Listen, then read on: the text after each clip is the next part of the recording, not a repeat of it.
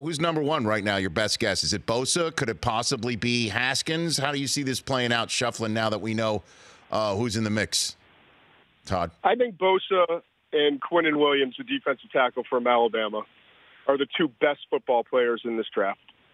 I also think the first 5 teams, you could look at their quarterback situation, and there's not a desperate need necessarily. Who knows, good friend John Gruden has a little bit of quarterback ADD, so you never know where that's going to go. But I think if you look at the history, and most importantly the recent history, Cleveland couldn't trade up because they had the first pick, but just about every other team the last few years has traded up to go get quarterbacks. So it won't shock me if it's the Giants moving up from 6, Jacksonville from 7, maybe even Denver from 10.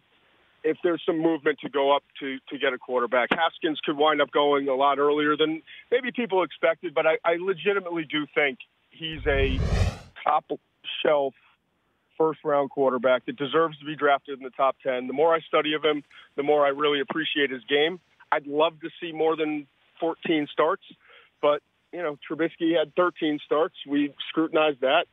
He hasn't been great, but he's been good enough, and I think we'll go through the whole process with Haskins, and I really do think when we get to the draft, there will be a lot of people that are comfortable with Haskins as a top 10 pick. And who knows, with Kyler, if teams are convinced, it wouldn't shock me if he was in the top 10, 15 picks overall as well. No kidding. Isn't it amazing? I mean, this wouldn't even been considered 5 years ago, prior to the RPOs and the college offense being more. The game's changed, man. It really has. And the more coaches I talk to, and the more you study the tape, the more you have to just kind of let go of the old. You really do. It doesn't have to be 6'5", in the pocket, statue, get the ball out, all those things.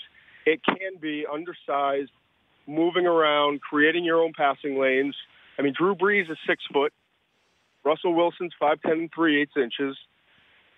Baker Mayfield. I mean, all of these guys that are having success, and I understand that there's still, Phillip Rivers and Tom Brady and so on and so forth, but the game is changing to more of a spread tempo game where undersized quarterbacks can succeed in the league. And I think you're ignorant if you don't start realizing that. And it probably took me a year or two too long to start realizing it. And Todd McShay, then there's Tua coming down the pike, and then Trevor Lawrence. I mean, holy crap, him being 6'6" or 6'5" or whatever he might be. And we asked this question on our poll question after the national championship game. We asked my colleague and your counterpart and Daniel Jeremiah. I'd love to ask you the question. We said if you could take stock over the next 10 years in somebody, and we gave you Trevor Lawrence, we gave you Tua, or anybody drafted in the 2018 draft class that's a quarterback, who would you choose?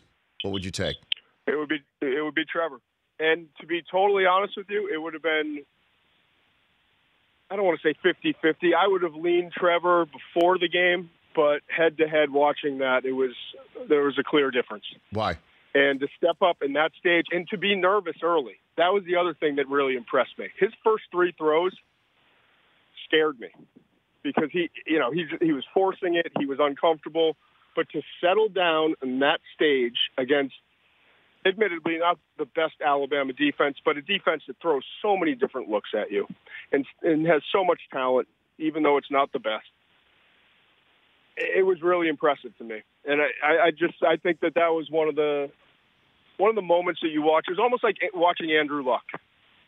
When you're so certain that if things work out health-wise, he's just going to be a great pro. And time will tell. But I also knowing about him and sitting down with Dabo and sitting down with their offensive coaches about how mature he is for his age and how he's been developed the right way.